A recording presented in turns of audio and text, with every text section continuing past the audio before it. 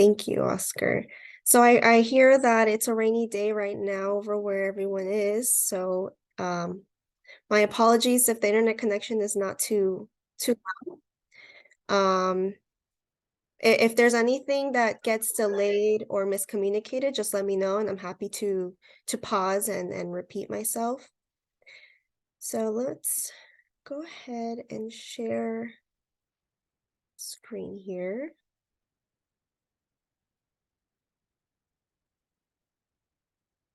Everybody sees the ACS logo here, right? Okay. Yes, we are able to see it. Awesome. I see a thumbs up. Thank you. Thank you, Jose. Thank you, Oscar. So, welcome to the ACS ChemIDP Planning for Your Career Workshop. My name is Leslie Reynoso. I am a program specialist with the American Chemical Society. I've been with ACS for for 3 years now, and we are part of the Student and Postdoctoral Scholars Development Office. Our work is primarily focused on providing programs, products, and services to students, meaning undergraduate students, graduate students, and postdoctoral scholars. Anything related to career and professional development. Since we are a pretty nice small group today, I did kind of set up some polls throughout the workshop, but I think it would work just as well if we just unmuted ourselves and shared with the rest of the group, or even shared in the chat if you're having a little bit of an issue with your connection. And I wanted to kind of get an idea of the participants that we have here today. So I wonder if everybody would like to share in the chat, or you can unmute yourself, what your discipline is. What field in the chemical sciences are you studying right now in the moment? Are you chemistry, chemical engineering, for example? Anyone here like to share? Oh, I would love to. In my case, I'm currently studying, if I'm not mistaken, industrial chemistry. That's the branch which I'm taking right now. And I'm a bachelor student. Awesome. Thank you so much for sharing. Oscar, right? It's You're hard for right. me to see the participants. Okay. Anyone else? Hi, Leslie. Can you hear me? Yes, I can hear you. Well, I'm actually Agustin. I don't know if you remember me. So I'm Yes. so I'm on a bioprocess engineer right now. And yeah, kind of a little bit of chemistry and biology. Nice to hear you again, Augustine. Thank you so much for sharing. Anyone else? Maybe I can go.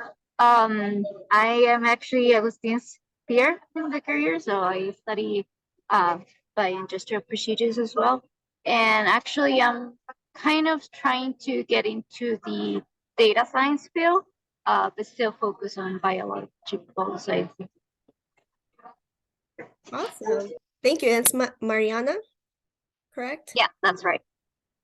Thank you so much for sharing, Mariana. Anyone else?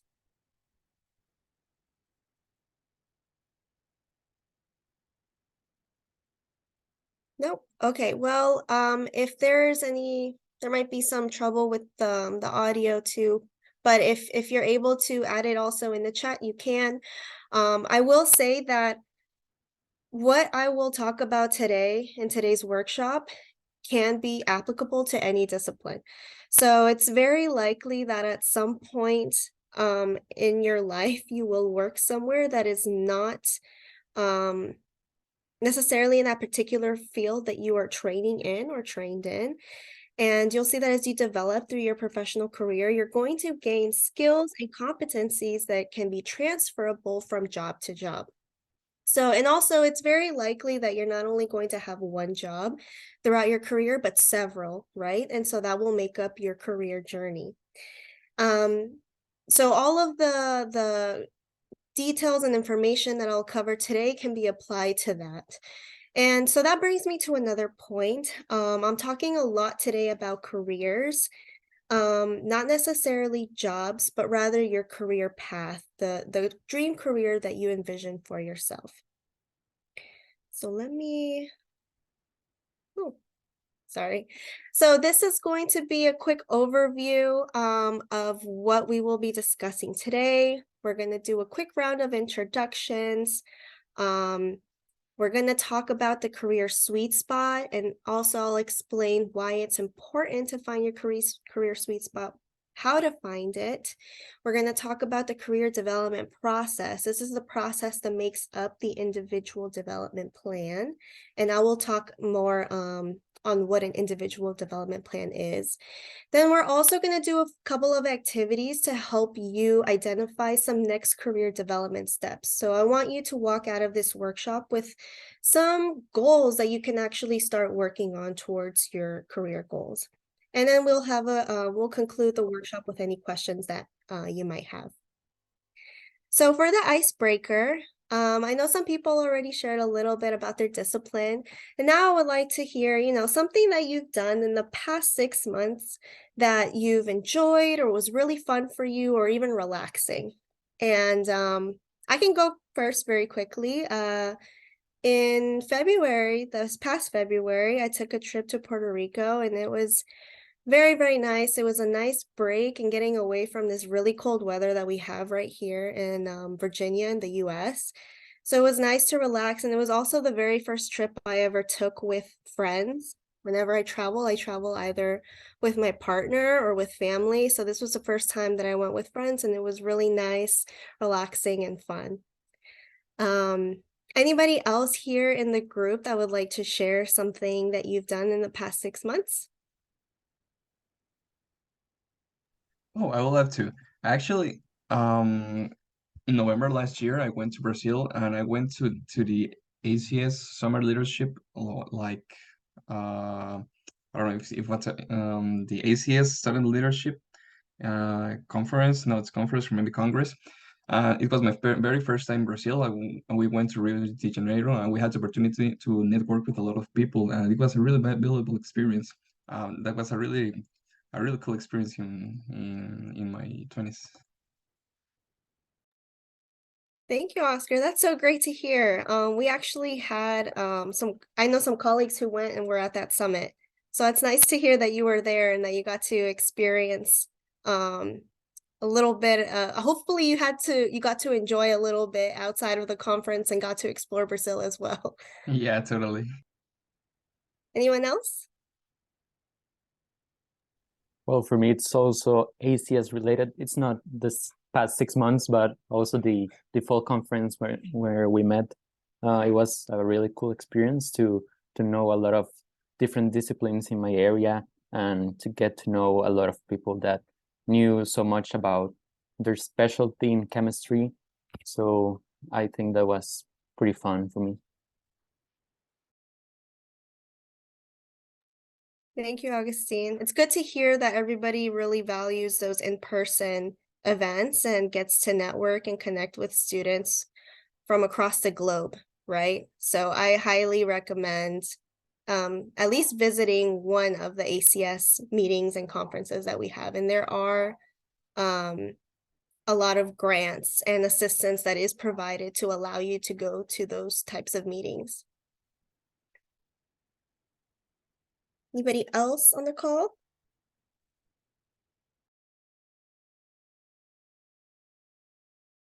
You can also feel free to add anything in the chat. I want to make sure I keep an eye on that as well. Maybe I can add there. A couple of months ago, but this is not like academic related, but I am a ballet dancer as well. And last year we had a performance at the National Theater. So it's very good to be back there. I've been dancing for a while, and every time I get the chance to dance in the National Theater, it feels amazing. So I think it was very fun, relaxing. Probably the rehearsal time quite stressful sometimes, but at the end it was a really nice performance, and we got very positive feedback, and we're probably coming back in a few months. So yeah, I think it was cool. That's very cool, Mariana. Thank you so much for sharing that. You're welcome. I want to make sure I'm keeping an eye. I hear pinging. I don't know if people are going in and out of the call, but anyone else here that would like to share just something, and it can be anything, fun, enjoying, relaxing in the past 6 months that you've done.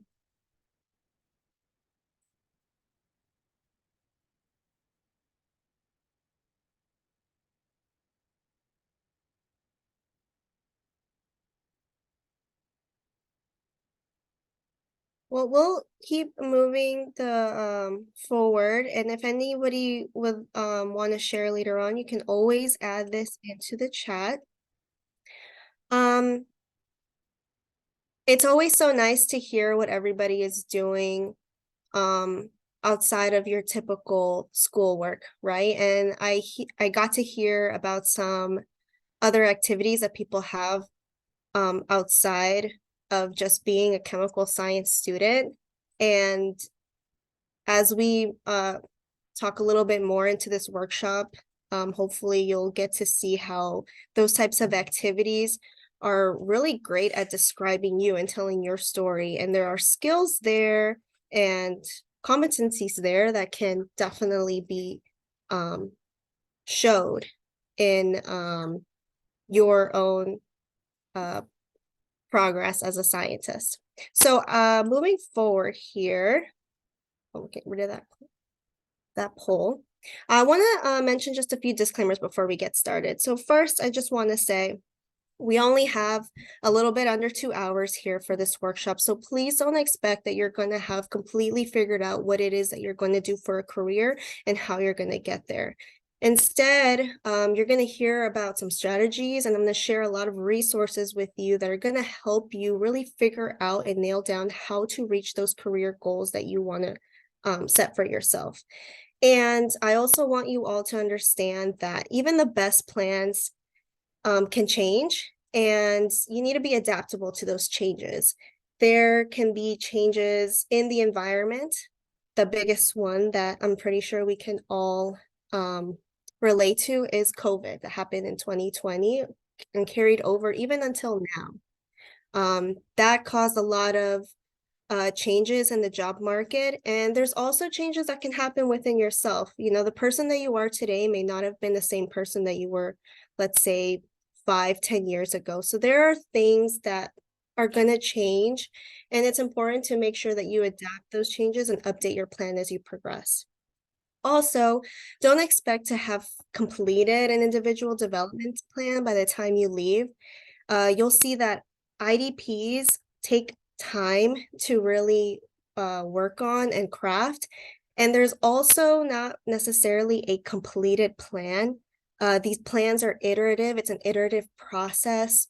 They grow with you, and they're never really done. You're always updating them. You're always adapting to them.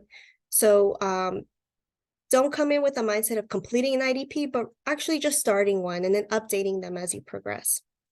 And lastly, I'm not a psychological counselor. I'm a scientist and career coach here to just share some strategies and resources that can help you reach your career goals. So what is the purpose of today's session? I want to help you all utilize your own unique strengths, your values, your skills, and use your interests, and use all of those to create a plan that best fits you to reach the career that you want.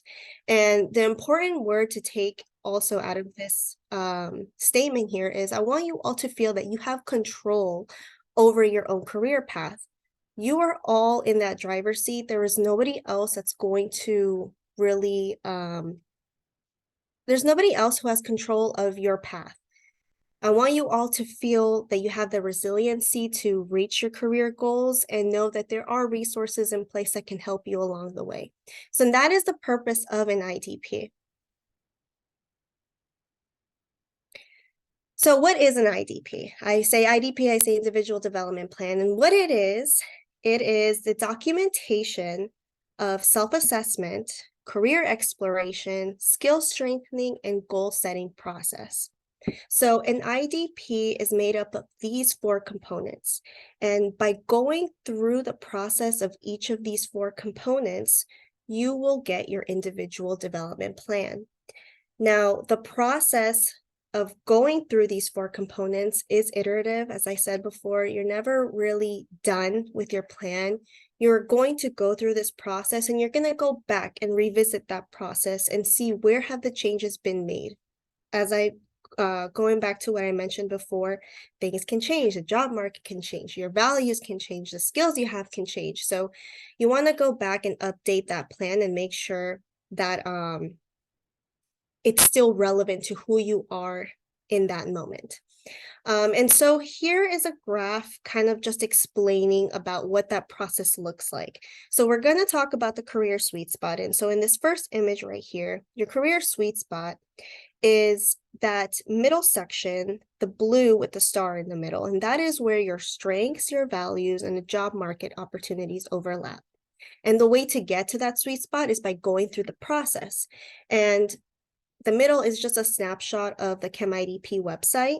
This is ACS's toolkit to help guide you through the IDP process. And this is just one of the many toolkits that are out there. So you'll go through the process, and then the end result will be your IDP, the actual plan. So a little bit of history here. IDPs were actually first used in industry, and many companies use them to help their employees with their own career and personal development. So the purpose of it was to help them reach short-term and long-term goals that they set for themselves. And now IDPs are now more commonly used by students and postdoctoral scholars. So in 2013, the first IDP toolkit came out from the AAAS, and this toolkit was relevant to students in the STEM field and biomedical scientists. Then in 2015, ACS launched its own IDP toolkit targeted specifically for students in the chemical sciences. And it has actually initially launched for graduate students and postdocs, but towards the end of 2020, it expanded its offerings to undergraduate students as well. In 2017, Imagine PhD was launched from GCC. Their target audiences are the students in the humanities and social sciences. And of course, there are other IDPs that are being used by different institutions. And one thing that I will also mention is ChemIDP does do institution instances. And what that means is we can work with the university to create its own ChemIDP university-specific site. And we do that with Stony Brook University. So as you can see, there are several tools out there that help you with the IDP process, but regardless of which tool you use, they all embrace the same concept of those 4 components, which was self-assessment, skill strengthening, goal setting, and career exploration.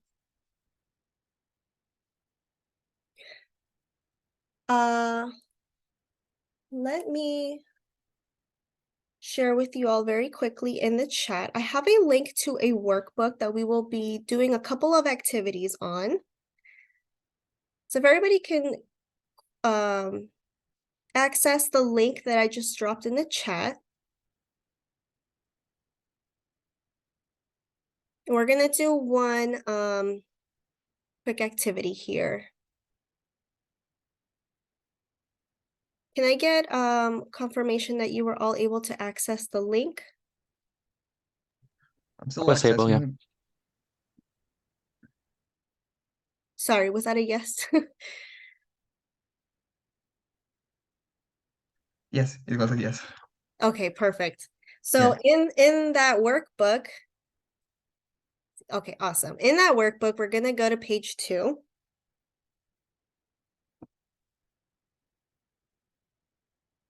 And the first activity is, what is your current career dream? So as I mentioned earlier, we're talking about careers, not just jobs.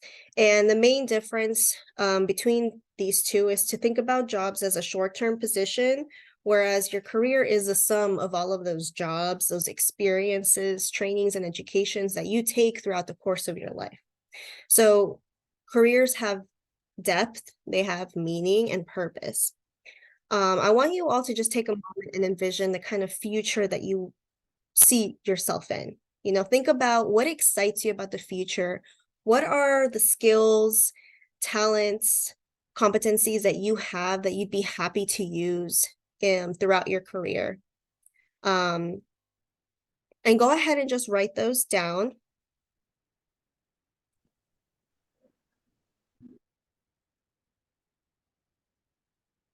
Now I'll say, being adaptable is one of the big things that I mentioned, and it is completely okay if your career dream that you write down today is different 5 years from now. That is normal. My own career dream has changed from the previous job that I had. So it's okay if it changes. It's okay if it's different.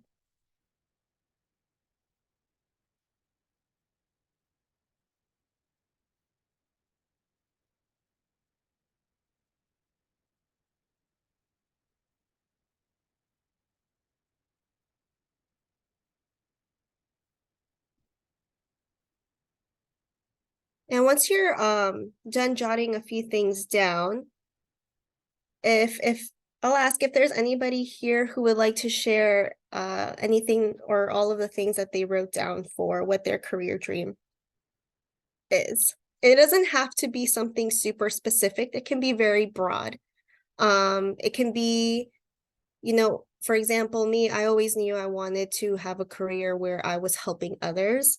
But it can also be as specific as maybe where you want to be living. What geographical location in the world do you want? Do you want a job where, or a career where you are always collaborating with others, or would you rather work independently and be self-driven?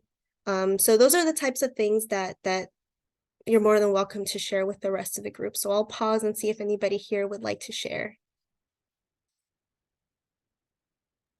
Well, I would gladly share what I'm thinking right now. I still don't have my path very clear, but there are three things in which I'm really interested in, which are data science, programming, and chemistry. So I'm still looking up at how can I combine those three areas. Thank you, Oscar. Anyone else? Okay, Leslie. So I wrote down that I'm a passionate person that loves to help others with my knowledge. I love the chemistry field, and I will put all my effort on a specific or multiple tasks. Thank you, Augustine.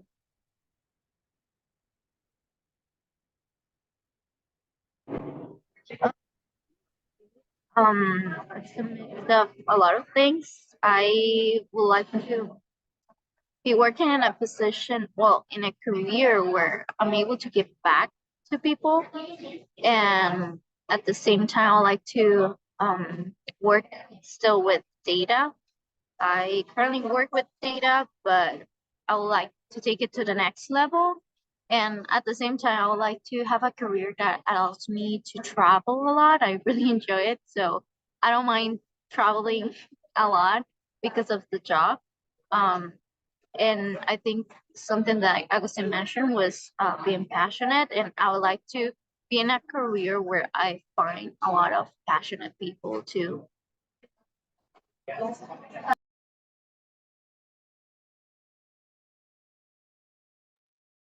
Thank you, Mariana. And I see Michelle put in the chat that she likes working with others in the research area. So thank you for sharing that.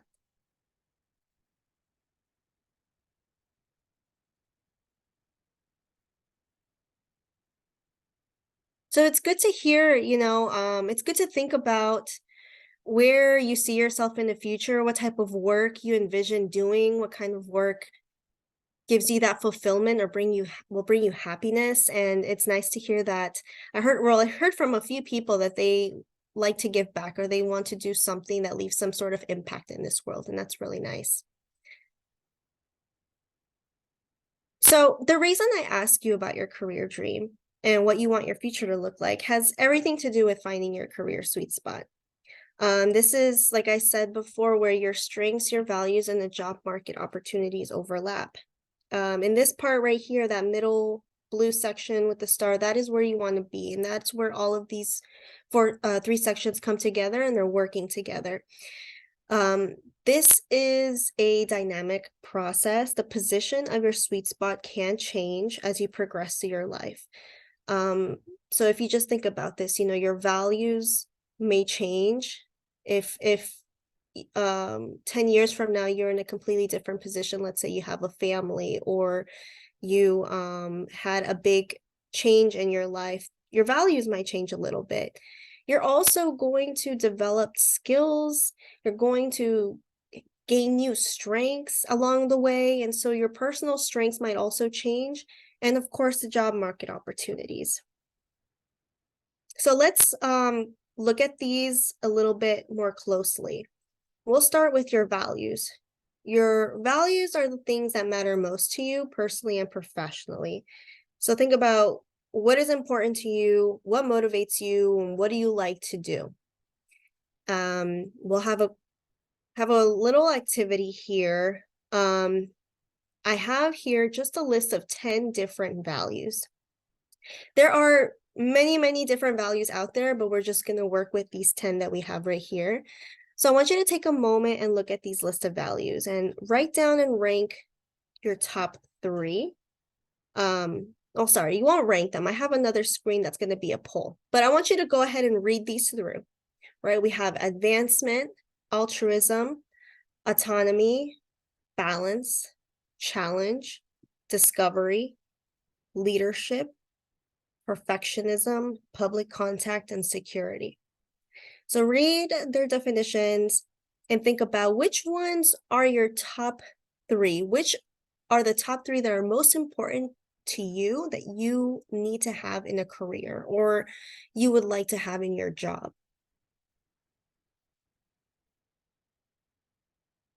So think of your top 3 in your head, and then I will take a poll on the next slide.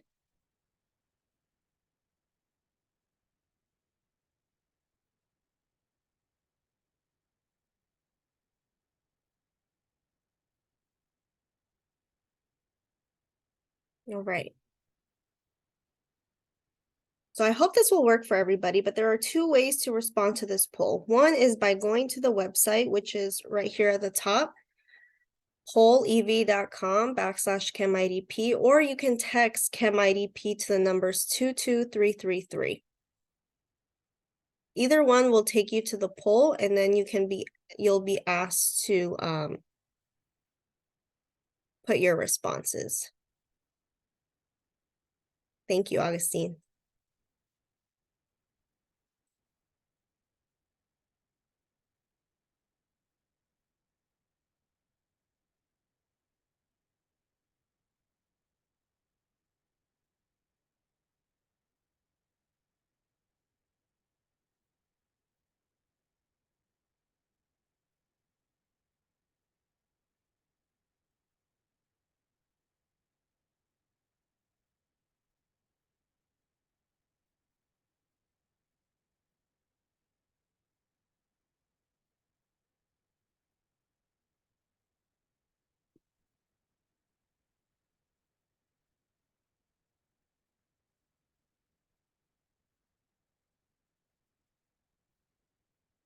All right, there we go.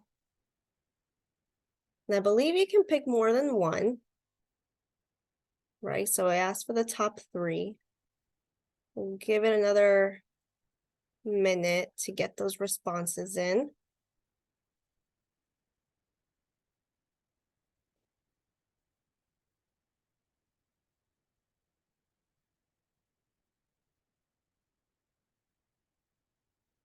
All right, so it looks like most people voted for altruism and balance, and nobody cares about public contact, and that's okay. That's understandable considering how things have been for the past few years. But no, this is great. So, and leadership's going up now. So what this shows me is we're very different, right? There are some similarities into, you know, altruism and balance being the most voted for, but overall, we all value different things. So when it comes to going out and applying for a job, looking for a job, we all may be applying, let's say, in the same career area or field, but there are different values that we hold dear to us that are really important to us. So we're all not really in competition with each other because we're all looking for different things. So I want to thank you so much for participating in this poll. I want to kind of go back to this page with our values, and I want you to consider what would happen if we were in a spot where our strengths and the job market opportunities were there, but our career, the job that we have, didn't align with our values. What might happen in that instance? And you feel free to drop it in the chat or unmute. Can you please repeat the question? Sure. So what would happen if in this diagram, you were in a career, you were in a job where you had the strengths to do the job, and there were a lot of opportunities, there's a lot of jobs out there, the job market opportunities are looking great, but it didn't align with your values. How might you feel? What would happen in that instance?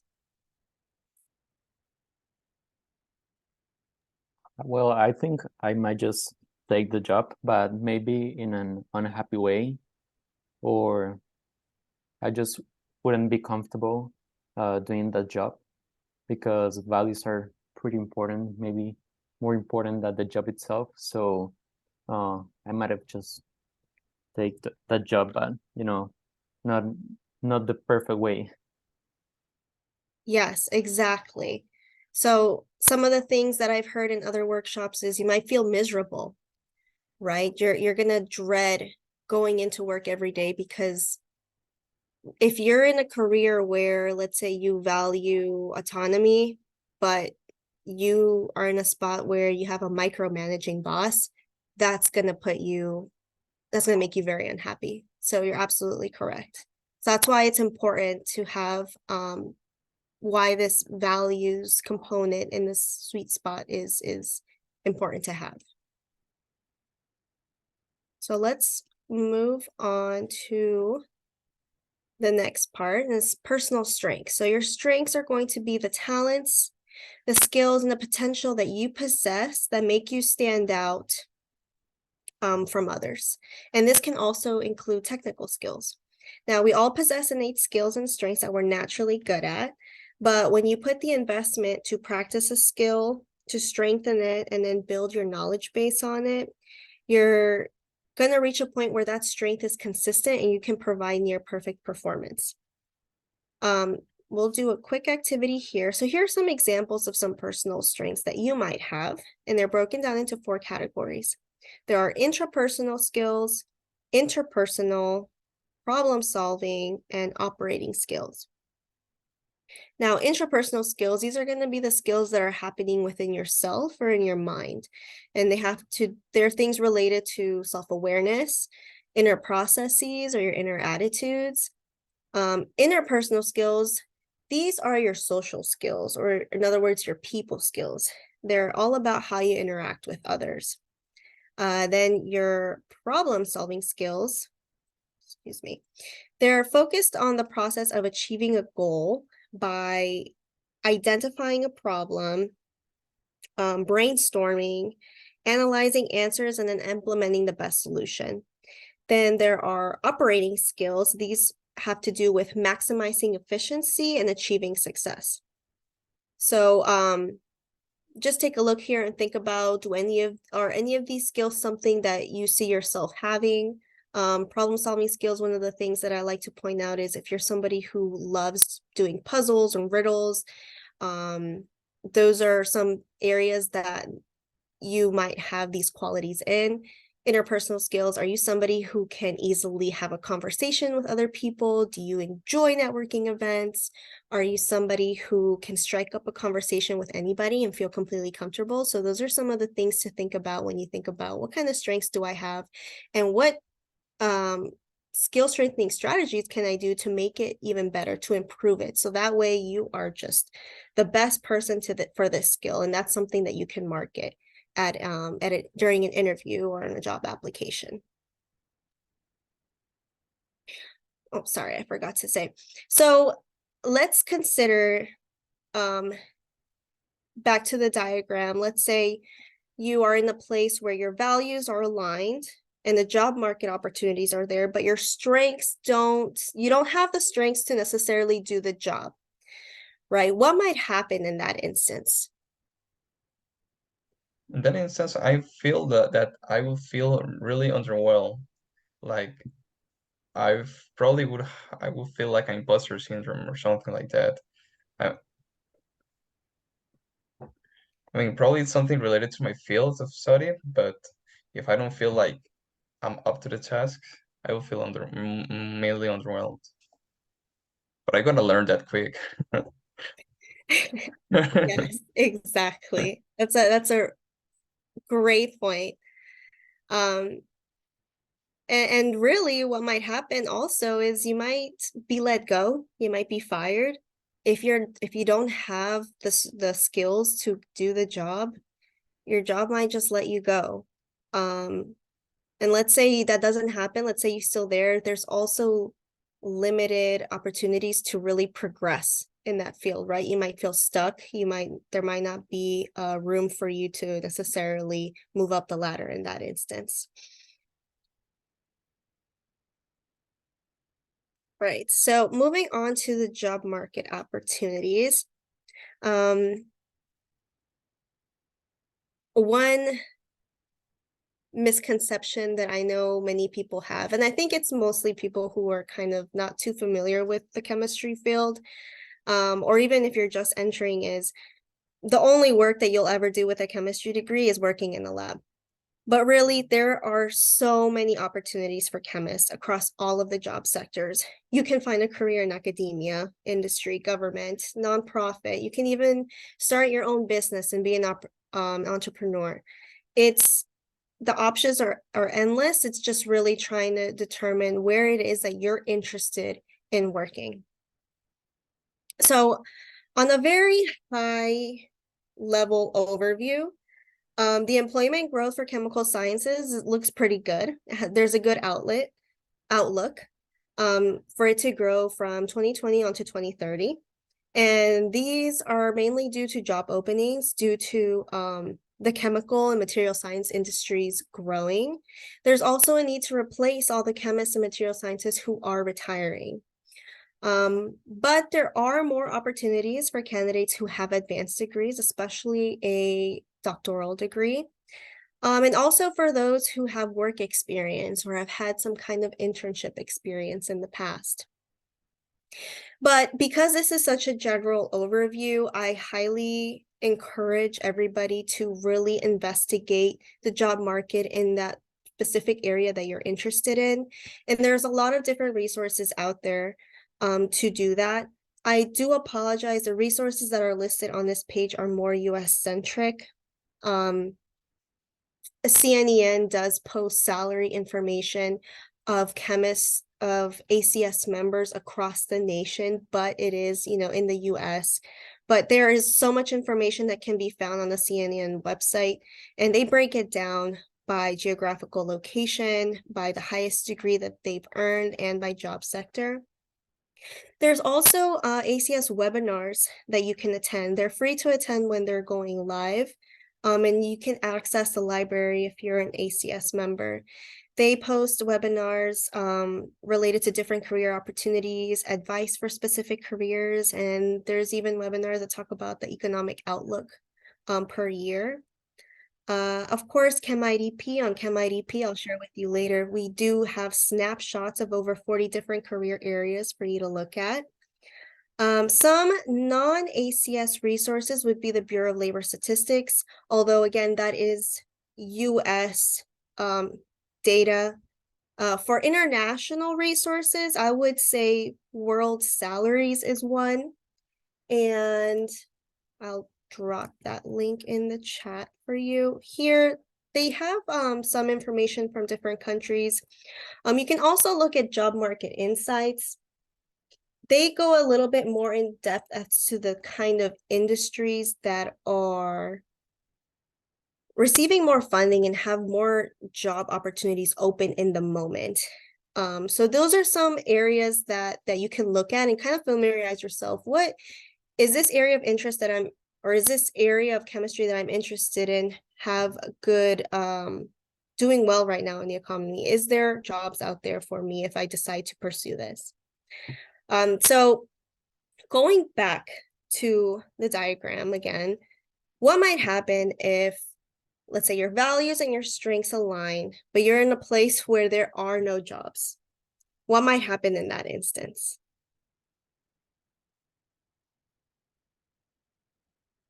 Well, I think if I have the personal strengths and values, maybe I can become an entrepreneur or just look for more opportunities. There's always ways to make your career more diverse, to learn new things. So I think there's always opportunities to grow and just to look for in the right places. I was thinking also about like networking. Sometimes in our country, maybe there are no opportunities for the career or the area I want to work. So maybe that would be a really good idea. There are majors that are, I don't know how to say it, like essential in a way, or there are more job opportunities in other countries that, yeah, where we live. So maybe that could be also an opportunity to become and to become I don't know, to grow in a professional area, because maybe here in Costa Rica there are the same laws and the same aspects that we specialize on. So there are different areas we can learn about and grow professionally, and that maybe will create new opportunities in different places, also in our country. So maybe that could be enough. Thank you so much for sharing that. Michelle, it was a little hard to hear you, but I think what I caught there was searching for opportunities in other countries where there is a market for that area that you are interested in. Is that correct? Yes, it is. Thank you so much. And then Augustine, that is a really good point as well. Those are some very great ways to kind of pivot if you see yourself in that situation, because if there are no job market opportunities where you are at right now, then there is no job, right? But you need a way to make a living. And so those are some really great ways to kind of turn the situation around. You can start your own business. You can explore other opportunities in other areas. That's why I recommended those resources. And if going to the US is one, those were other resources that you can definitely explore where would be the best geographical location where you can find opportunities that best suit you. So thank you so much for sharing. We will, so to summarize, it's important for all of these to come together to find your career sweet spot. And again, it's a dynamic process. Just like how your career dreams can change, your sweet spot can change over time. And so the question here is, well, okay, the sweet spot is where I want to be, but how do I get there? How do I find it? And the way to do that is with an individual development plan. By going through the IDP process, you will find, and by doing the IDP process iteratively, you will stay on your sweet spot. So the whole career development process will encompass those 4 components, along with strategies and resources to help guide you through that process. So we're going to take a moment now to explore the ChemIDP website. So go ahead, if you'd like, feel free to visit the website. Now, this is free for everyone. You don't have to be an ACS member to create an account. And if you already have an account, go ahead and log in, or you can just sit back and listen to the walkthrough. I'll have some snapshots to show you what the website looks like. But this is a free website. It's a free resource for everybody, targeted for chemical sciences, but it can be applied to really anybody in STEM field. So this is what a snapshot of the homepage. And you'll see here the 4 components: assess yourself, strengthen your skills, set goals, and explore careers. I will just like pause for a little bit and to give everybody a chance if they need a minute to log in or create an account real quick.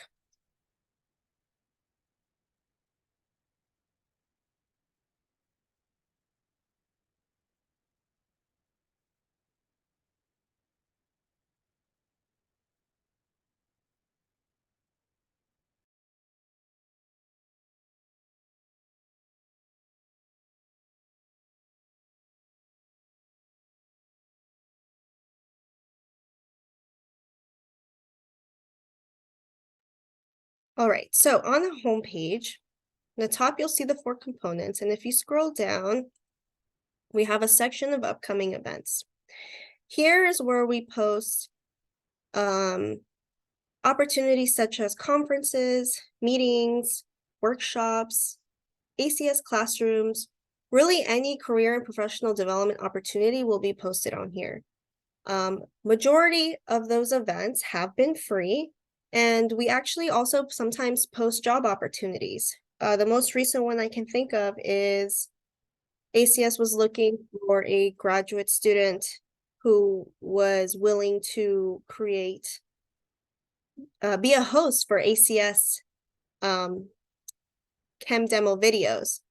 So those types of opportunities are constantly being posted and updated here on the upcoming events. And you can always add them as a goal and revisit them later, updated if you've completed it. Everything gets saved into the goal setting section of the website. So here in the self-assessment, there are 3 main activities that can be done. You can assess your values. Can rate your values, rate your technical skills, and rate your professional skills. And I want to give everybody a chance that if they are logged in, to go ahead and just work on your IDP, work on your account as we go. And if you do have any questions that come up along the way, feel free to unmute or drop them in the chat, and I'll try to answer those as I see them come. So if you go into the self-assessment section, into the identifying values activity, this is very similar to the activity that we just did earlier into the values of the career sweet spot diagram. But instead here, you're going to rate on a scale of 1 to 5, how important is this value to you?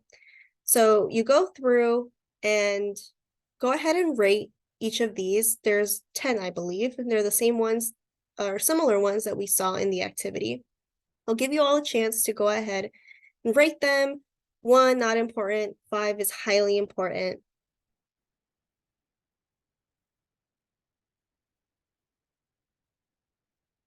And when you're ready, if I could just get a thumbs up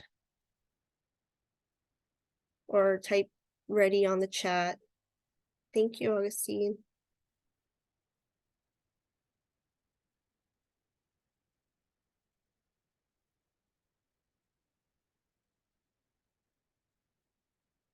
Awesome.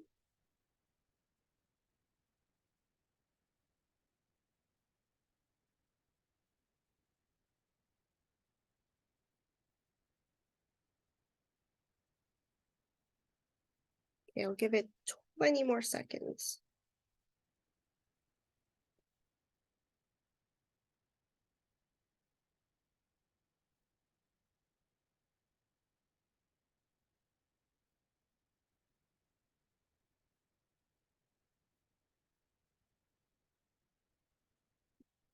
All right, so the output that you probably got looks something similar to the screenshot over here on the right. And what the system did is it shows you the values that you rated the highest, so a 4 or a 5. And what it's telling you is like, it's recognizing that these are the values most important to you in a career. And so what it's going to do, it's going to give you suggestions about the types of roles and responsibilities that might be best for you.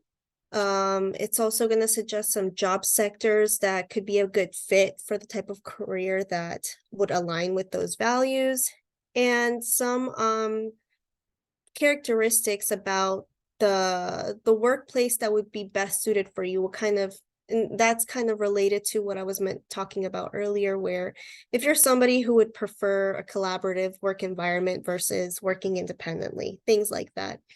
So definitely take a read and see what those suggestions are. But again, those are just suggestions. You are encouraged to do further digging and a deeper dive into those if they are aligned with what you would consider into a good fit for a career. Next, we will work with the technical skills section. So this is there's a very extensive list of different technical skills and professional skills within ChemIDP. If there is a skill on the site, or if there is a skill that you have that is not on the site, you also have the ability to add that skill to the list that's already there. So go ahead and take a minute to look at let's focus on the professional skills first. So go ahead and click on the professional skills tab and read through those different professional skills and rate the ones that are on that list. You don't have to do everything. You can just do a few, and then you're more than welcome to revisit this and then update it. So I'll give about a minute for this as well. And just let me know in the chat or an icon when you're ready to go.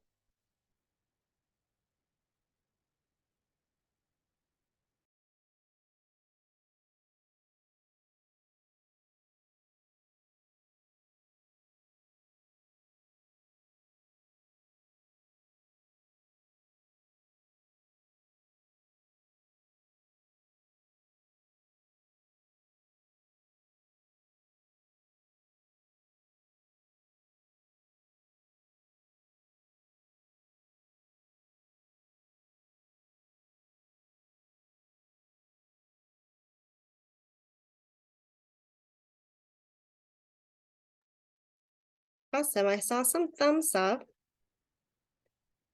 So after you filled out your professional skills and you click next at the bottom of the page, you're going to probably see something similar to this page right here, career area recommendations. So what the system did was it looked at the professional skills that you ranked highest, and it gave you a list of different career areas that match those professional skills.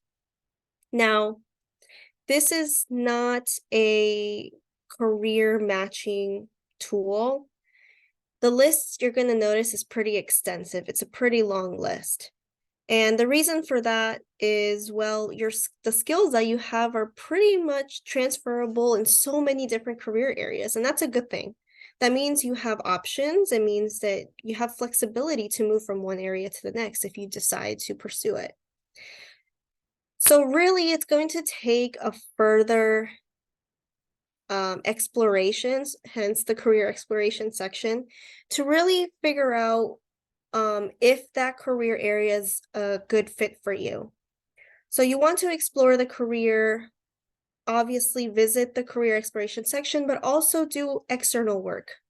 Do informational interviews. And what those are is interview somebody who is currently working in that field or currently working in an organization that you're interested in, and speak with them, get an idea of what that work culture is like, what their day-to-day responsibilities look like, what kind of skills they would need to thrive in that field. So those are all important things to do to help you narrow down the right career area for you.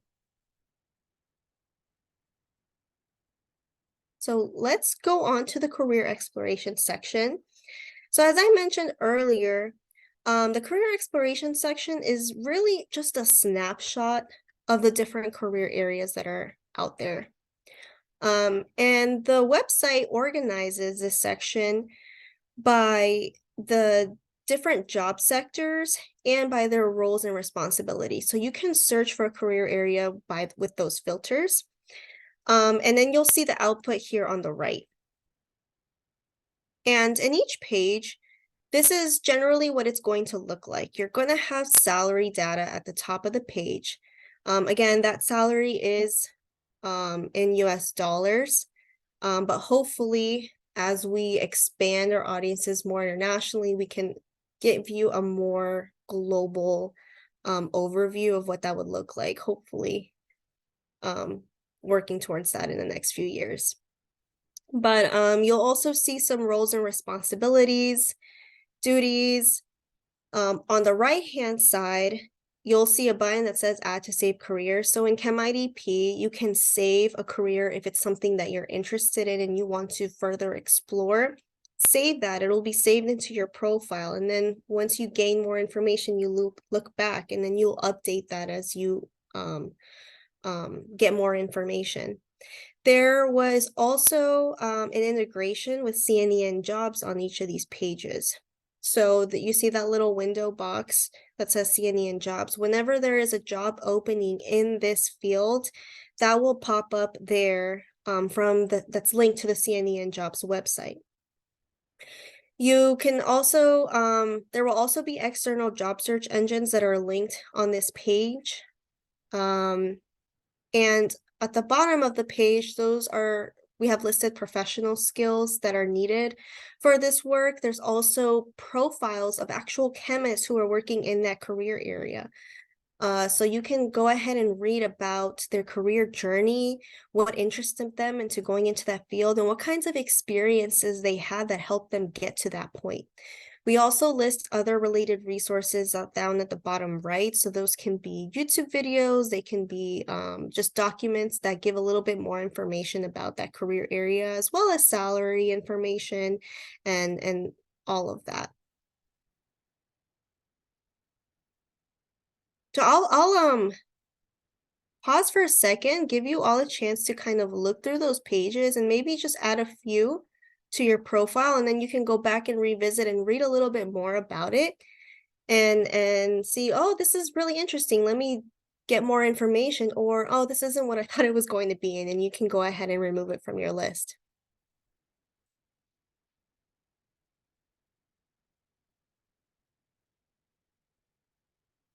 So we'll move to the skill strengthening section of the site.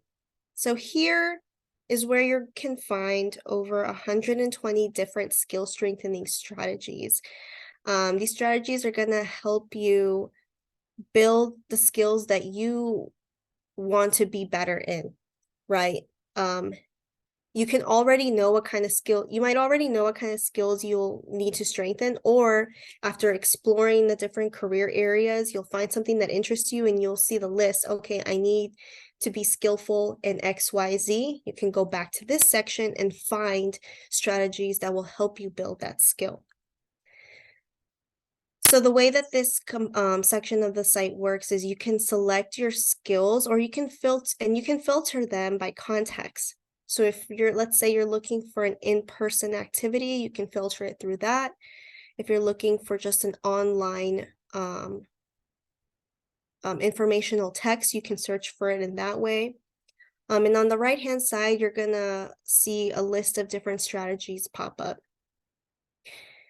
You'll look through this list, and the ones that you're interested in adding tactics for, you select those from the bottom right green box, and that will then be moved over to your set goals section of the website. I will mention that we are continuously doing updates to ChemIDP. So the skill strengthening section is one of the components that we are focusing on for this year. So there will be new strategies updated to the list that is already here, as well as enhancing some of the ones that are already there. Some of them can be pretty vague. And also we have a lot of new different resources and programs that have been added to the ACS portfolio. So those will be reflected here on this list.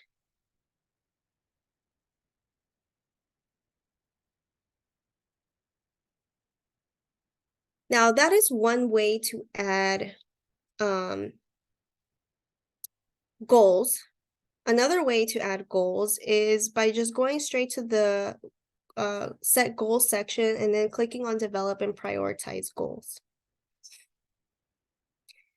So here, the way this page is set up is if there's a goal that you have in mind, you go ahead and fill out the different categories that are listed here. You put a description of your goal, a tactic. The tactics are basically a plan that's going to help you reach that goal. On the right-hand side, we have a reminder to make your goal SMART. And I will expand on this a little bit later in the presentation. But it's just reminding you to make sure that when you are making a goal, that it is specific, it is measurable, achievable, reasonable, and timely. And there should be a chart at the bottom of the page that kind of gives you an example of that. So I would like to pause because this is a lot of information. There's a lot to explore on the site. I will pause and give everybody a minute to kind of either go and look through the skill strengthening section and select a couple of things that you think are relevant on a certain skill that you're trying to strengthen and add them to your goals. Or if you already have a goal in mind that you know you want to accomplish, go ahead and add that directly here. So I will give everybody, let's say 40 seconds so we can have enough time to reach the rest of the content as well. So I'll pause and let everybody add in information to their plan.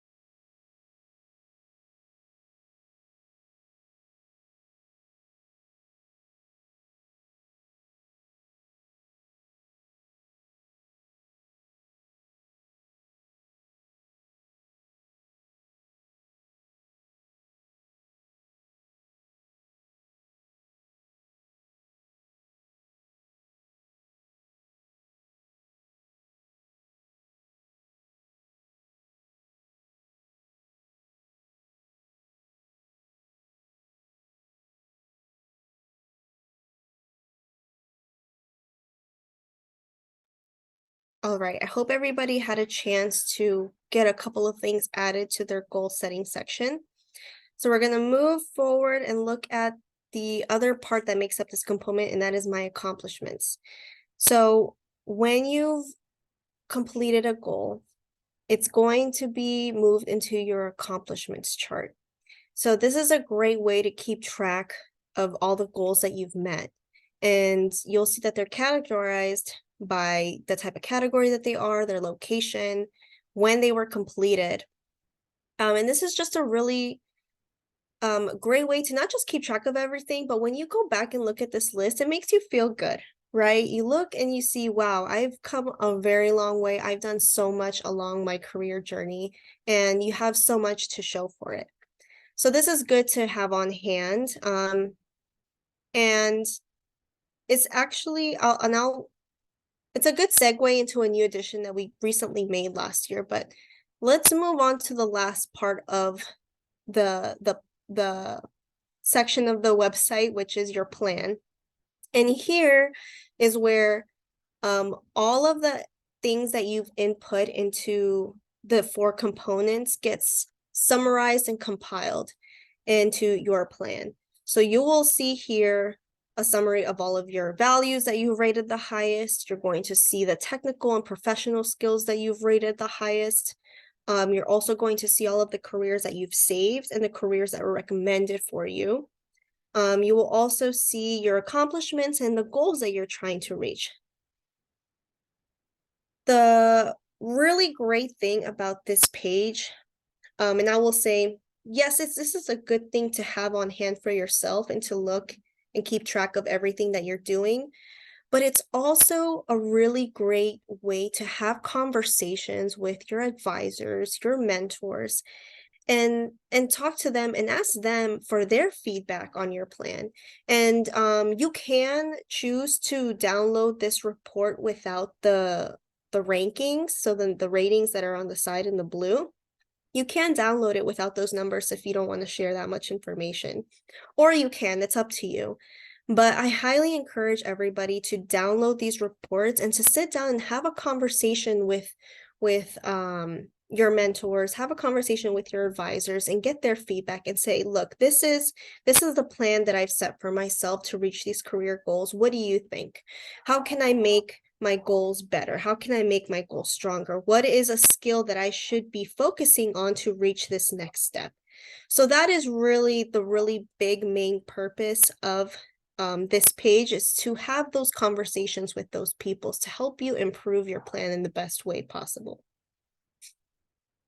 Now, segueing into the newest feature that we just added. In February of 2020, we made a new addition to the website, and that is called My Vitae. And so I guess a little bit of history is, or why this happened, is we realized that ChemIDP has a great way of tracking different components of your IDP plan, but it's so important also to capture all of those other activities and all of those other competencies that you have when it comes time to actually making a resume, making a cover letter, or a CV when applying for a job. And we wanted to make sure that we created a space for all of our users to keep track of that and document that.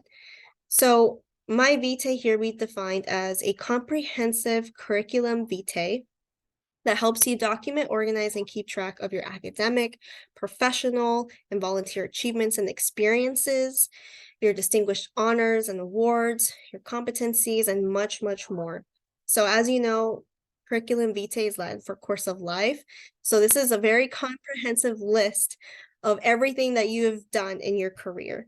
We want you to document your growth and development as a scientist. And another thing that was important to us with the addition or the creation of this tool was to make it easy for everybody to select the specific pieces that you want to highlight in your job document. And the way you find this section of the website is either at the top of the page where it said My Vitae, or if you hover over the View Your Plan, you'll see a drop down that says My Vitae.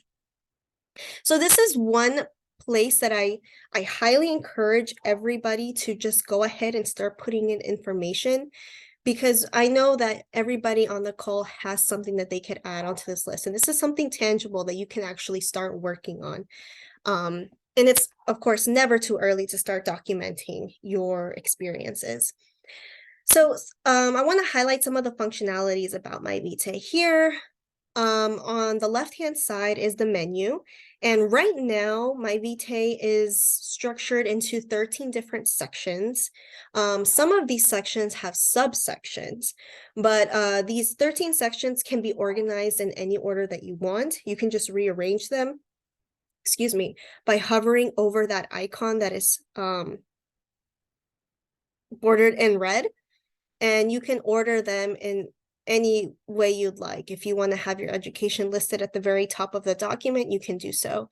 And the reason for this is that you can download My Vitae into a Word document. So we want to make it easy for you to already have things listed in the order that you want, that makes the most sense for you. And then you're also going to notice that if you keep up with this list and you keep adding all of the experiences that you have, all of your trainings and education, this list is going to get longer and longer, and it's going to grow, and that's great. So here we made it easy. We wanted to give the users a way to organize things in any order you want, versus where if it's chronological, reverse chronological, whatever way you want it, you can you have that control to order it in whichever way you need it to be. So these up and down arrows here allow you to move each of the entries that you make up and down the list. We also have 2 checkboxes, and these control what gets added into that Word document. So as I said, this list is going to be very extensive, but let's say you don't want to make a CV, you want to apply to an industry position, and industry positions typically require resumes, not a CV. So you would go through this list and select the ones that are most relevant to that position that you are applying for. And those are the ones that are going to be added into that exported document. And the difference between these 2 sections is, as I mentioned earlier, there can be subsections within one section. So for example, in education, you can list your education at the different academic institutions that you've studied, but you can also list training, certifications, and licenses that you've been given. And that's further down this list. So you can choose to highlight an entire section, or you can go down to a smaller level and include the specific card or entry that you've made. Now, something that unfortunately is not working right now on the website, we found a bug, and hopefully we'll get this page up and running by next week. But if you go up here to this question mark icon on the top right, and you click on it, it should take you to an FAQ page, but right now it's not working. Again, my apologies on that. We're trying to get a fix for it, but I'll show you what that looks like. So in the FAQ page, or the Help Center, here you're going to find some common FAQs that are going to help you navigate through the MyVitae feature, but it also lists resources that are going to help you with your job search and crafting a job document. So here we explain things like such as what is the difference between a CV and a resume. We have a little tidbit in there if you are trying to craft a job document that is outside of the US, because like I said, most of these resources that come out of ACS are US-centric. We have tips on how to craft cover letters. There's a lot of other resources that are listed more at the bottom of the page that give you tips on how to prepare for an interview. What does the job tracking application look like? How does it work? So that you know how to format your document once you submit it for a certain job opening. So things like that can be found on this page, but like I said, it's down right now, but hopefully we'll have it up by sometime next week. So please revisit the page when you get a chance. I think I went through that pretty quickly, but I will pause back to this page and see if there are any questions, and also to give you some time to just explore through the different sections and add information that you have. So I'll just take a minute for that.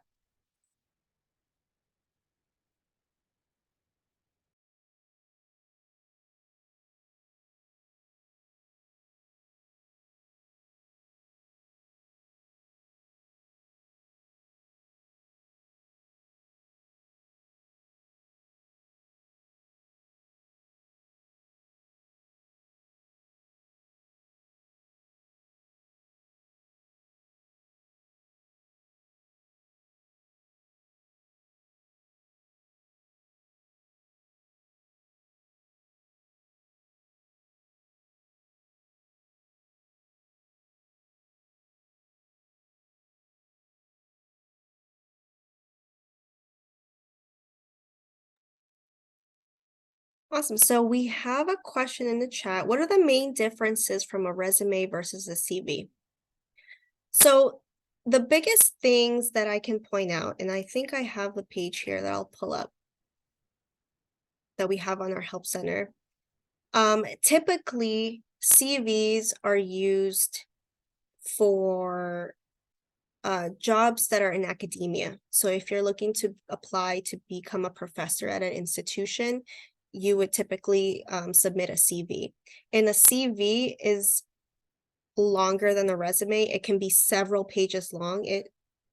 it literally lists a summary of everything that you have done. Whereas a resume is shorter, it's 1 to 2 pages, no longer than that. And those are typically used for government or industry positions. And in a resume, you're not really going to list everything that you've done, but you're only going to highlight the most relevant experiences, skills, and competencies that you have that meet the requirements of the job posting. So I hope that gives you a little bit an idea of the differences, and that I brought up the page that we have on the website.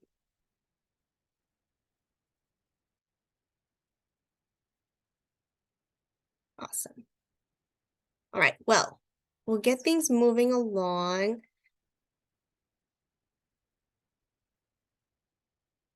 So going back to, we're going to do a small activity into the workbook, but before we do that, I want to visit this graphic right here. So right now, you are all on this road of higher education, right? And maybe pretty soon you're going to be getting your Bachelor's of Science degree or something similar.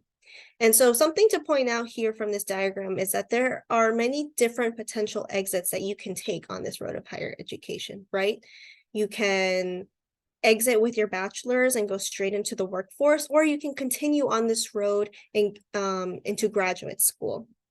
But regardless of where you decide to exit on this road, you can find a satisfying career in any of the job sectors. Of course, factors may vary depending on the type of degree that you get, such as the roles and responsibilities that you're going to have, the salary that you're given. Those will depend on your degree. But like I said, no matter where you decide to exit, you can find a satisfying career, no matter where you decide to finish your degree. So I wanted to quickly touch on this. If anybody on the call is considering grad school, one of the reasons why students may go global for grad school are these listed here. Perhaps you're considering going to grad school internationally because of the learning opportunity.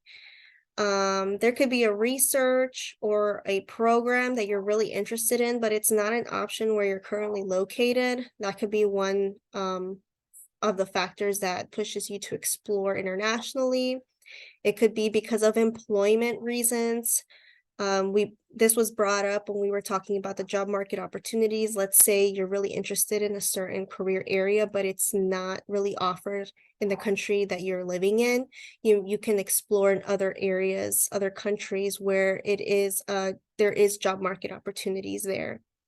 Also, if you do decide to go to grad school internationally, you can decide to stay in that country, right, and continue working there. Some people do it for the cultural exploration. This is a good reason, just as any other. It gives you personal growth, and by traveling and exploring different countries, you become a global citizen, and that can looks really good actually on a resume as well. Other reasons can be cost, or even let's say you have a relative that lives in a different country and you want to reconnect with them, you want to explore that a little bit further. These are all good different reasons to want to go global for grad school. All right, so going to page 3 in the workbook, I want you all to look at the second column, and I want you to think about these different sections. And go ahead and write down where it is that you are today. So this is really easy, very simple to write out. What title do you have today? Where are you currently located? What kind of projects are you currently managing? And what kind of responsibilities do you have right now? So I'll give everybody a few seconds to go ahead and jot some things down here.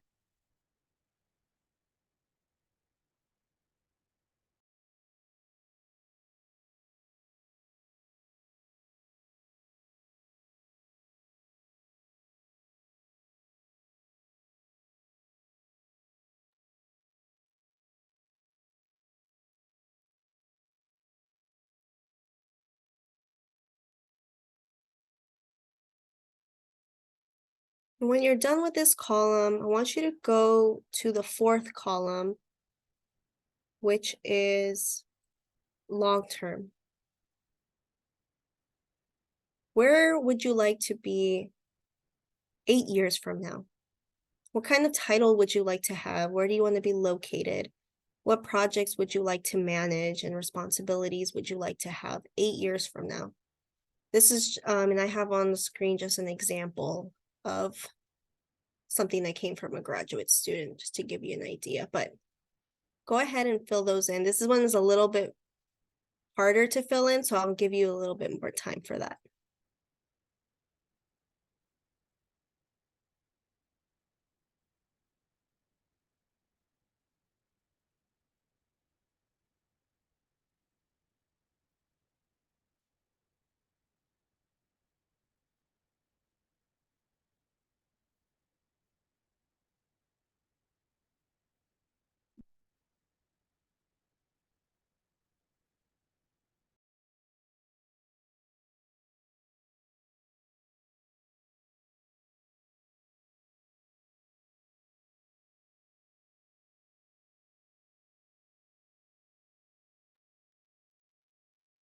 This question, how long is long term? Like 5 years, 8, 10 years? So I was thinking 8 years, but you can really describe it in whichever way you want to. If you want to think of long term as 10 years, you can go ahead and do that. But I would say maybe like 5 and beyond. Awesome, thank you. No problem.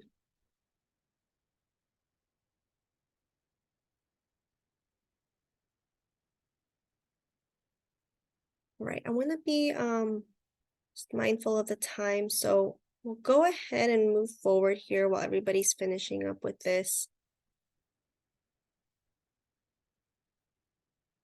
So as you were writing things down into your chart, I just want to hear from everybody. You can go ahead and unmute or drop in the chat. Looking at where you are today and where you would like to be 8+ years from now, what are some of the actions that can help you make those changes and get to where it is that you would like to be?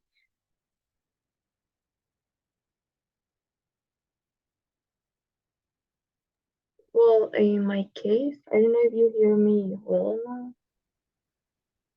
Can you hear me? Yes. Okay. Sorry. No problem. Sorry, actually, because I'm at the university, so I think the internet is not working so well because it was raining. I think it's raining.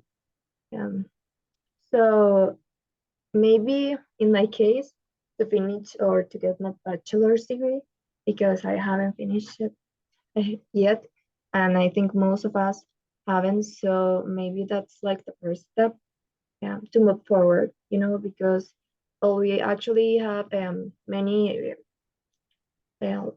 research laboratories here at the university. At least I have experience, or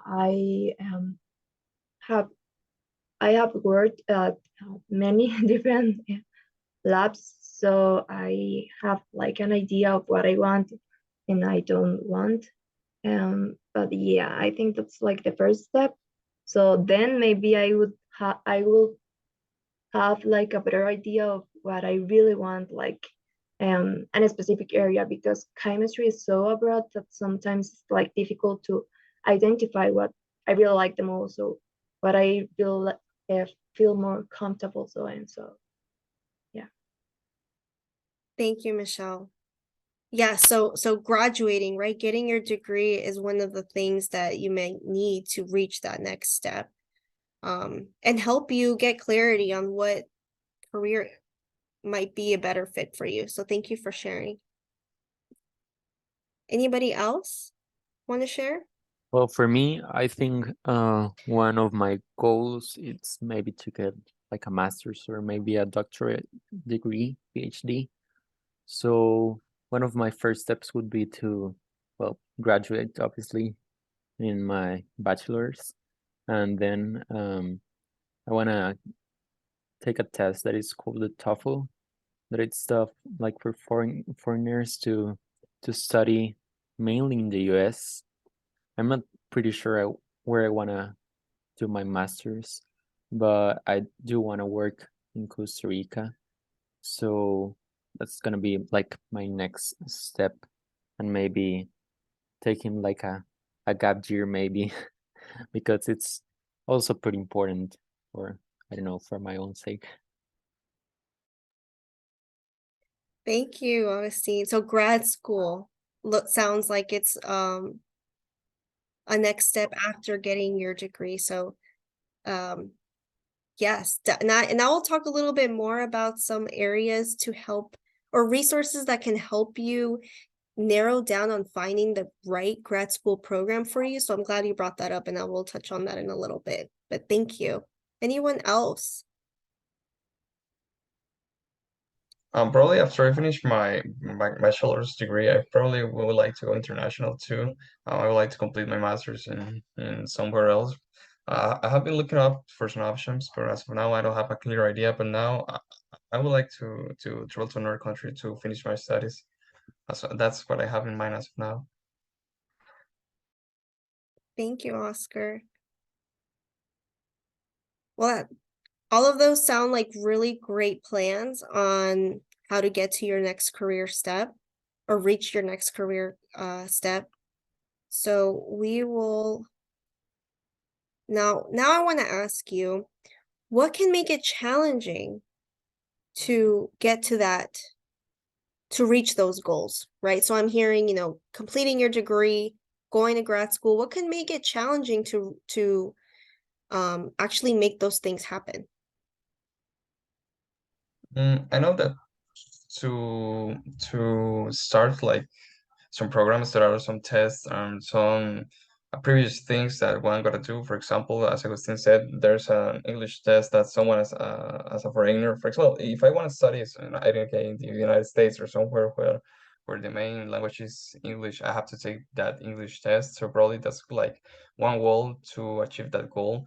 Probably they have like a test to test the knowledge of their participants. So one has to study a lot for that test in order to try to achieve that goal of studying abroad, for example. So you're right. So preparing for that test, maybe getting resources on that will help you prepare for that type of testing too. Yeah, you're really right. Like resources, money, going abroad. Yeah. Well, I think for me, Leslie, I think the funding is one of the critical parts in anyone's grad school journey, I think, and maybe harder for a foreigner. I've heard from US citizens that it's usually a little bit easier for us to get into a grad school program, maybe, and to get an interview, but it's still depending on the scholarships that you might be able to get, and also the funding if you do get accepted into a program. So I think that's one of the challenges I would have to face if I were able to get into grad school, at least in the US. Well, in my case, I want to add something because I'm still thinking if I want to study abroad. I know it's a huge opportunity, but for now, I consider that as an opportunity, as a future opportunity. But I'm trying to focus on the bachelor's degree first. So, but yeah, I think the most difficult part here in Costa Rica is to get accepted and to have the funding to live, for example, in the US. And sometimes you also have to work and have to study. So, like, if you have funding, you're like pretty sure life's gonna be easier, maybe, or secure in the economic aspect. But yeah, I think that's like the most difficult part because there are options and there are opportunities, but sometimes it's a little bit risky. and yeah, I think we need to feel secure about it, about the scholarship we get.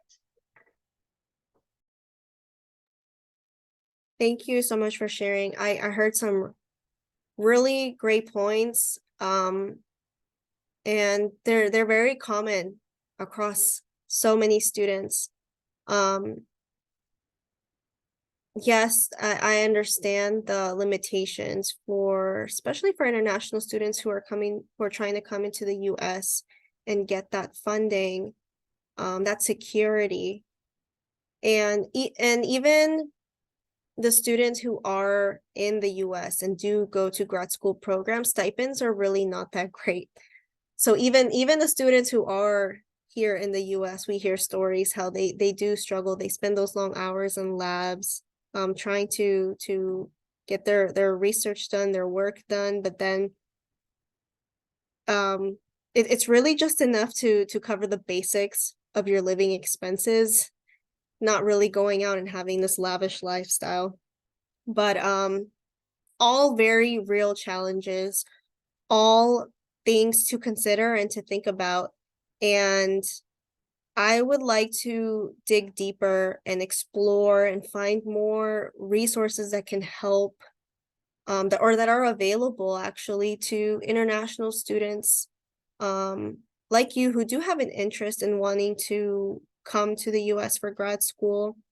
What I have actually are some different, let me skip forward. I want to share a flyer that we have actually of the different resources that ACS has, and you may have heard of some of them already, but if you haven't taken a look at this sheet before, take a look and just explore and see what offerings are currently at ACS right now. So the first one I sent over are the online resources, and then there are in-person virtual resources, right? So sometimes we have these workshops, such as this one, for example, but there are other workshops as well that dig deeper into finding a career path and actually getting that practice, maybe on a one-on-one interview and such. But I would like to get back to you all and find more information about funding that can help with this obstacle. Something I wanted to also touch on are resources for finding the right grad school program, if grad school is something that you were thinking of pursuing. Now something I want to point out is the best grad school program is the one that fits you. There are so many options out there. You want to pick a place that's going to help you be successful as a graduate student. So you want to make sure that it has the chemistry focus. So it has your area of interest, and you want to be able to have at least 3 to 4 potential advisors to rely on. I've heard many stories of students going to a grad school program or being accepted into a grad school program. They get the advisor that they want, but then the advisor leaves or changes institutions, and they're left without anyone to really take them on. And that can be very challenging, especially for an international student. So you want to make sure that you have some options to prepare yourself in case something like that were to happen.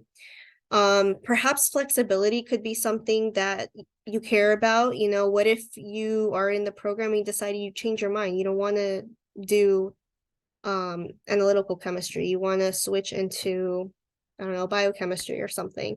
Do you have that flexibility? Another thing that some students care about is the size of the institution. Sizing as far as how big is the department or how big is the division, the university in and of itself. Some people prefer a smaller group. Some people want a bigger institution. It's really up to you. Some people don't even care. Those are some things to consider. Also, the location. This is a really big one. This is where all of these resources that are listed on here come into play. If you have an idea of what your area of interest is, read some papers, look at the publications, visit pubs.acs.org and read articles that talk about your area of interest or your area of expertise, and look at who is publishing those papers. Where are those papers coming from?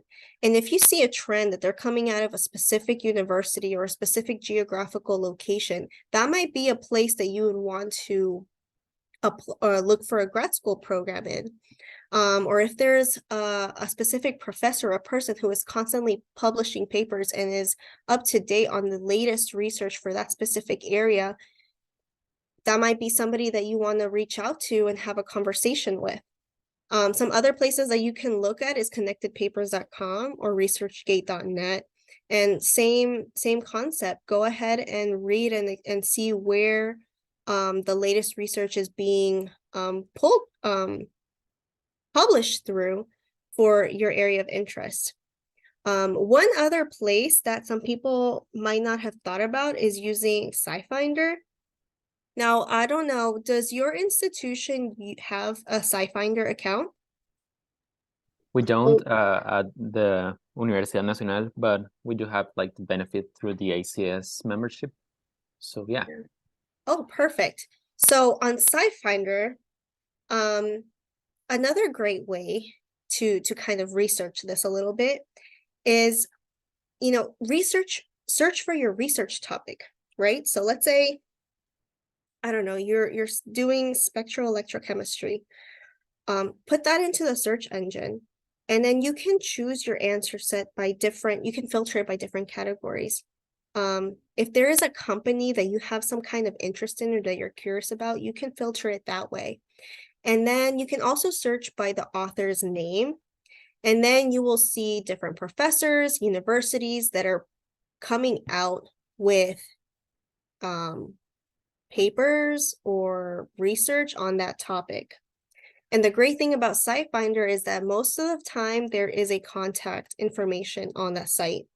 So don't be shy. You can go ahead and reach out to the people listed on that contact. It could be the professor, and just that is an opportunity to ask for an informational interview.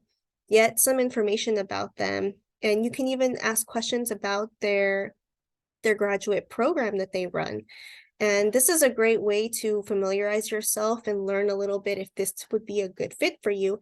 And they're going to remember you, and you have a better advantage of when it comes time to, let's say you do try to apply to be part of that program, you have an advantage already because you've gotten to speak with them, you've shown interest.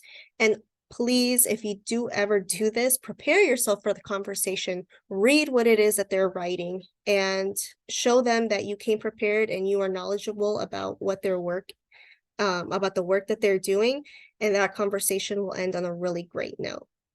Other places that you can look for are in grad school fairs. So at the ACS conferences, we always have a grad school fair. You can learn about the different graduate programs there.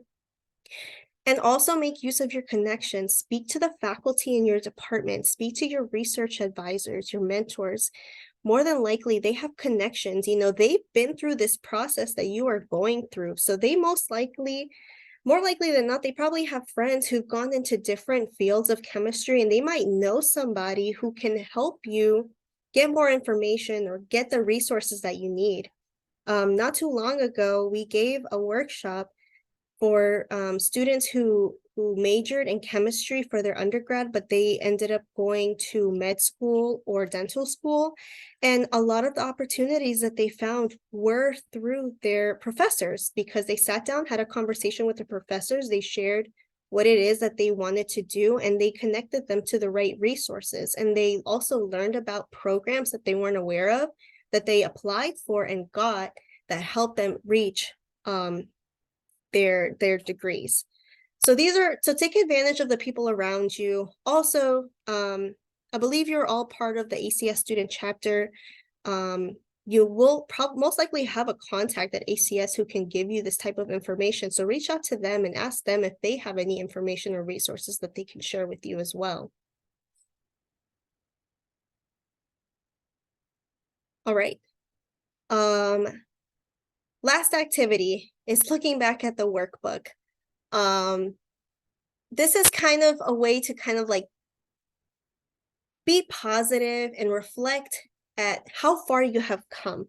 So in the first column, think about where you were 2 years ago and fill in all these boxes. And what I like about this activity is it kind of gives you this good feeling of how far you've come, all of the accomplishments that you've made, and helps you visualize, I was able to complete this much in just the 2 years. Imagine what I can do in the next 2. And also it's going to help you realize, well, not realize, but it's going to help you think about, what was it that I did 2 years ago that helped me get to where I am now, that worked, and maybe I can do again. Or if you're thinking about the 4 components that make up the IDP process, let's say you've done some of those already. Think about, well, I've already done these 2. I've already done self-assessment and skill strengthening. Maybe I need to start working more on some goal setting and career exploration to help me get to this next level. So in the workbook, go ahead and just add your information to those 2 columns. And intermediate basically means 2 years from now.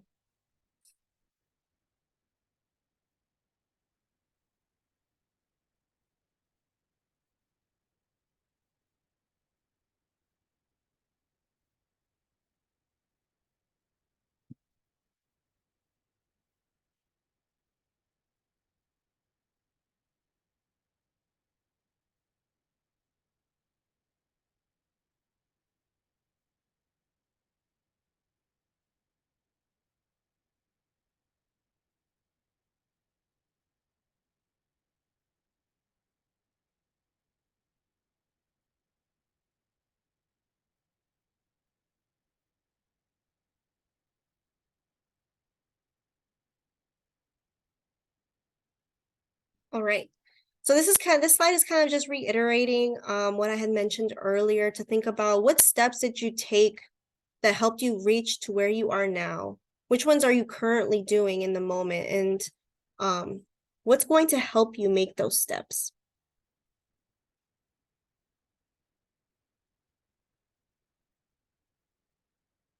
All right, so just to summarize, here we've had a chance to look at the website and go through the process a little bit into each of these 4 sections, which is self-assessment, goal setting, skill strengthening, and career exploration. And we've thought about what components we are already doing and which ones you should be doing. So have you thought about the strengths, your own strengths and weaknesses? Have you thought about what it is that you need to do to reach your next career step? What are your short-term goals, your long-term goals? Have you really explored all of your career options out there? And have you had conversations with mentors and other professionals in your interested career areas?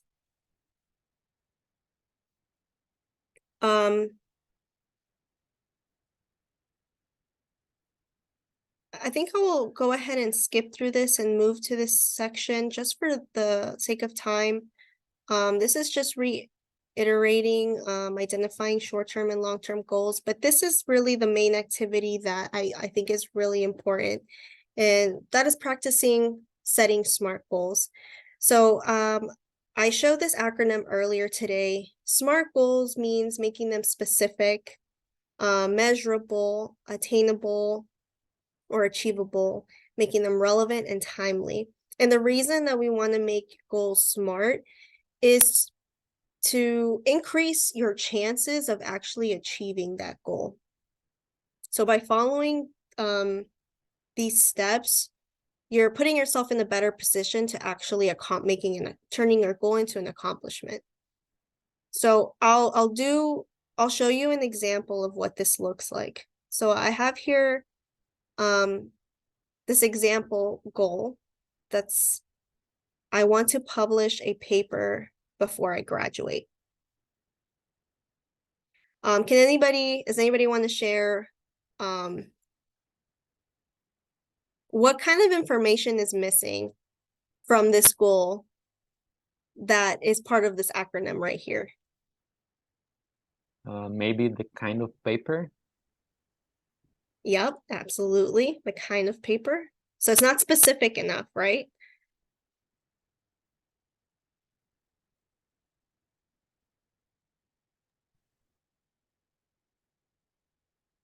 So some other things, there's no date, right? Wanting to publish a paper before they graduate. It does have a bit of a timeline, but your graduation date, depending, if this person is an undergraduate student or in a graduate program, that date can vary, right? So there's no real specific deadline attached to this. It is achievable, it's realistic, it's something that anybody can really do if they put in the time and effort into doing it, right? So if we go ahead and just revise this goal and apply the SMART acronym to it, we can get, I want to submit one research manuscript to, insert the topic here of what you want the paper to be on, as a communication to JACS, the journal on ACS, by a certain date. So then you would put the date, the month, and the year. This is an example of how to turn a vague goal into a smarter goal. And this is something that, this is an activity that I would encourage everybody to do when they are setting their short-term and long-term goals.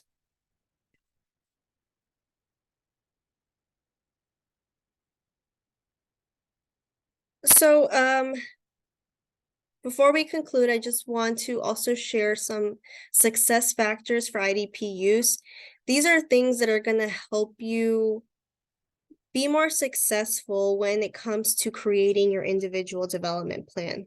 So first, and I briefly mentioned this in the beginning, is to have a sense of agency, right? You are the owner of your own career.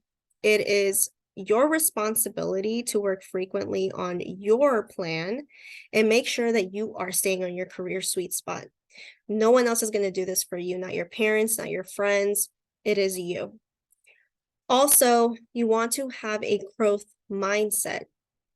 Believe in yourself. Believe that you can grow the skills that you need to reach that career dream that you have, right? You want to also have that attitude and the focus to strengthen those skills and refine those skills so that you can sell them at a job interview.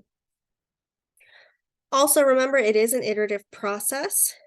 When you are working on your IDP, it's not a one-stop shop. You got to go back and return to it. You got to work on it, track where you are now, where you're going, and then repeat those steps. Lastly, interpersonal interactions are so important. I cannot stress this enough. Please have those discussions and informational interviews.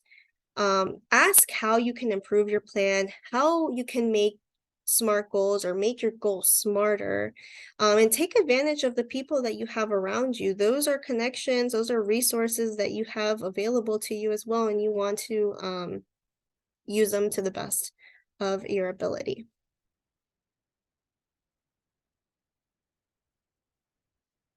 So to conclude, just ChemIDP is such an expansive program. We have the website, we have the workshops, we post information on salary data, career profiles, we have career advice on this site. We've recently expanded with my Vitae. There are a lot of collaborators who come into play with ChemIDP.